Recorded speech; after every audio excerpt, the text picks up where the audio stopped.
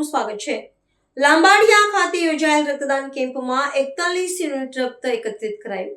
સાબરકાંઠા જિલ્લામાં પોશીના તાલુકાના લાંબાડિયા ગામ ખાતે મુખ્ય જિલ્લા આરોગ્ય અધિકારીશ્રીના માર્ગદર્શન હેઠળ તથા GMERS જનરલ હોસ્પિટલ હિંમતનગરના સહયોગથી રક્તદાન કેમ્પનું આયોજન કરવામાં આવ્યું હતું। આ કેમ્પમાં તાલુકા હેલ્થ કચેરી, સામૂહિક આરોગ્ય કેન્દ્રના અધિકારીશ્રી, કર્મચારીશ્રીઓ સહિત સ્થાનિક યુવાનો, ગ્રામજનોએ ઉત્સાહપૂર્વક ભાગ લઈ કુલ 41 યુનિટ રક્તદાન કર્યું હતું। અંતરિયાળ વિસ્તારમાં રક્તદાન જેવા માદન માટે જનસહયોગ અને જાગૃતિ જોવા મળી, જે સમાજ માટે પ્રેરણાદાયી ઉદાહરણ છે। એકત્રિત થયેલું રક્ત જિલ્લાના વિવિધ આરોગ્ય સંસ્થાઓમાં સારવાર માટે દાખલ ગંભીર દર્દીઓ, પ્રસૂતા માતાઓ અને અકસ્માતગ્રસ્ત દર્દીઓ માટે ઉપયોગી બનશે। રક્તદાન કરનાર તમામ દાતાઓએ માનવતા, સામાજિક જવાબદારી અને જનસેવાની ભાવનાને સાર્થક કરી હતી।